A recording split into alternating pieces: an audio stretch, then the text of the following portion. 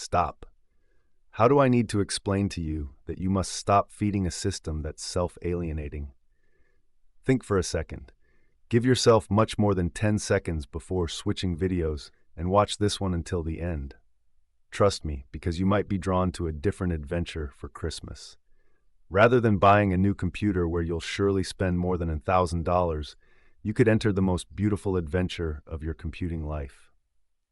Trying a new operating system and a used computer that's like new, perhaps even more beautiful and iconic, and that works more or less the same way while offering you something concrete. So today we're talking about the best computers for Linux to gift yourself for Christmas. Don't expect shiny things, RGB everywhere, and 120 FPS. This isn't your video. I'm not addressing gamers, but people who use their computer for everything else. I'd say even moderate editing, browsing, productivity, maybe a bit of coding. And let me tell you something important. This video was created entirely with a Surface Go 2 from 2019 with 4 gigs of RAM. Yes, I did it on purpose, precisely to show you that in reality we don't need new machines, but a new mindset. Here, you see it here in my magnificent outdoor shots. As you can see, while it's rendering this very video, it's also browsing the internet. Incredible, right?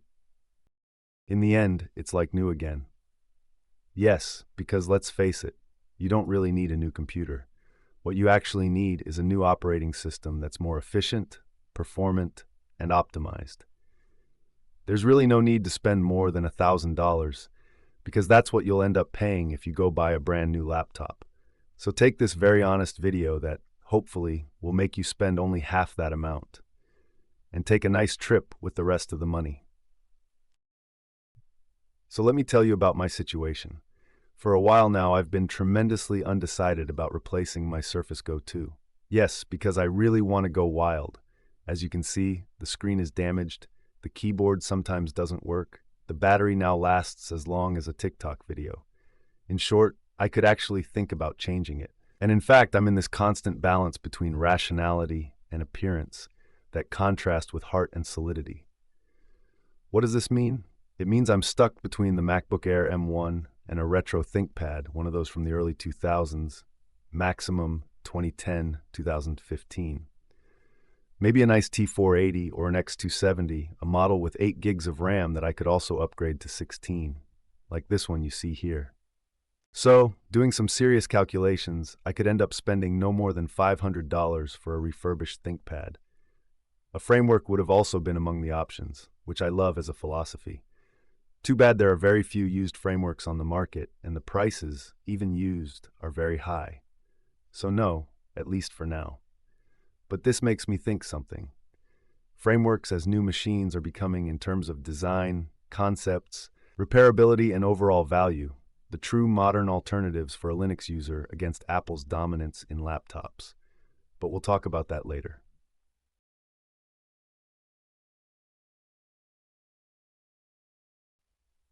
Let's start with my first choice, the one my wallet loves most, refurbished ThinkPads.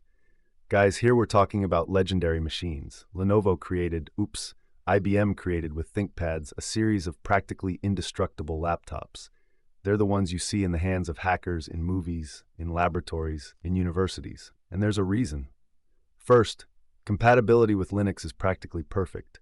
Install any distribution, Debian, Fedora, Arch if you're masochistic, and everything works out of the box.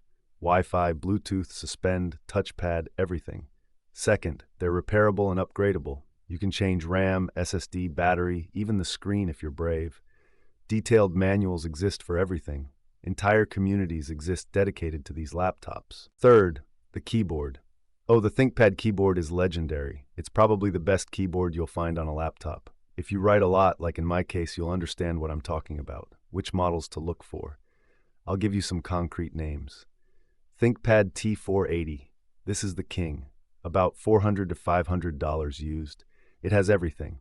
USB-C ports, a replaceable external battery, a decent FHD display, 8th generation Intel processors that are still more than sufficient today. You can put 32 gigs of RAM in it if you want. It's the perfect balance. ThinkPad X270. More compact, more portable, perfect if you travel a lot, about $350 to $450. 12.5-inch display, super light, infinite battery. 8 or 16 gigabytes of RAM, wonderful design, format that I adore. ThinkPad T4440p. This one is for tinkerers. It's the last classic ThinkPad that's completely customizable. You can change its processor, screen, put in 2 SSDs. It's a beast. About $250, $350. Sure, it's a bit older, but with Linux, it flies. The great thing about these ThinkPads, you find them everywhere. On eBay, on Amazon Renewed, on local marketplaces. Companies buy them by the thousands, and after a few years they resell them. They're tested, refurbished, and cost a fraction of new.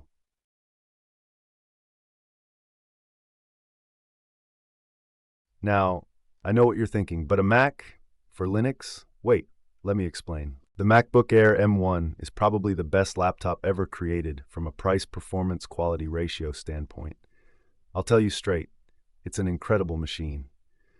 The Retina screen is beautiful. The performance is insane for the power consumption. The battery lasts like 15 to 18 hours of real use, and used you can find it between $600 and $800. I had the pleasure of using it since some trader in the family owns it with OS X and refuses to switch to the good side of the force. And I'm being honest, the experience is outstanding, superior both in build quality, in performance, and in battery life. There's no comparison. But, and this is a big but, Linux on M1 isn't perfect yet. Asahi Linux exists, a fantastic project that's bringing Linux to Apple ARM architecture, and they're making incredible progress. But it's not yet at the install and everything works level. And if it weren't for this, I'd buy it immediately.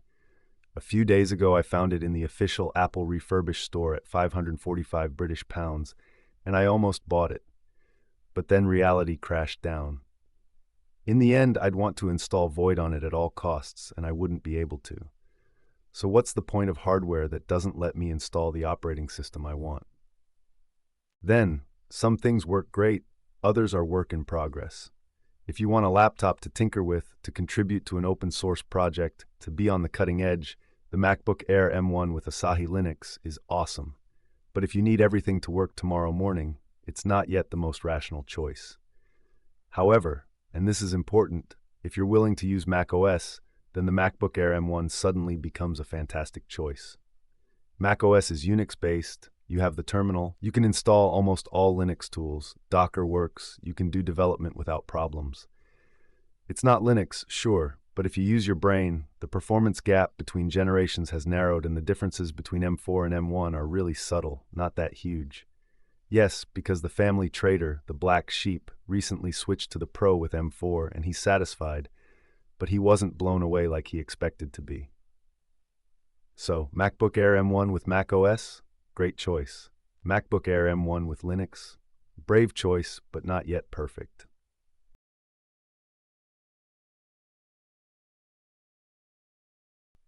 And then there are frameworks. Guys, this is the company I'd want to support more than any other. Framework did something simple but revolutionary. They created completely modular laptops. You can literally change everything. The USB-C port doesn't work? You replace it in 30 seconds. Want more HDMI ports? You add them. The battery is dead? You change it. Want a more powerful processor in 3 years? Buy just the new mainboard and keep everything else. It's every Linux user's dream. It's the laptop everyone should make. It's right to repair done right. The problem? The price. A new framework starts at about $1,000. And on the used market, there are very few, and they still cost $700, $800 even used. So if you have the budget, if you want to support a company that does things right, if you want a modern laptop with Linux pre-installed or perfectly compatible, the framework is fantastic. But if your budget is $500, like mine, unfortunately we're not there yet. But I'll tell you one thing, the framework represents the future. It's the real alternative to Apple's dominance. It's the laptop that proves you can make sustainable, repairable, and beautiful technology at the same time.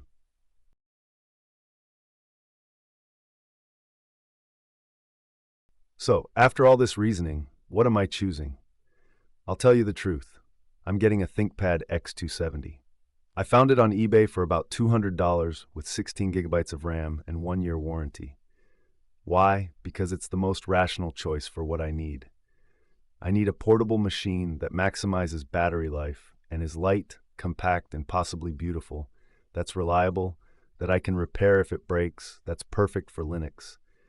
And most importantly, I want to spend $200, not $1,000. I'll update you as soon as my new gift arrives, and maybe I'll list the setup, doing a recap on performance and expectations. With the $500, $600 I save compared to buying a new laptop, I can really take a nice trip.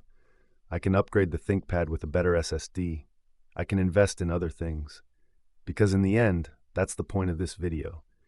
You don't need to spend $1,000 on a laptop. You don't need to. Unless you do heavy gaming, professional 3D rendering, or 4K video editing all day, a good refurbished laptop does everything you need. Linux is fantastic precisely for this. It gives new life to old hardware. A 2018 ThinkPad with Linux is faster and more responsive than a new $500 Windows laptop. But the truth, for 90% of people, a refurbished ThinkPad is more than enough. Do yourself a favor, save the money, and use it for something that truly makes you happy. What would you choose?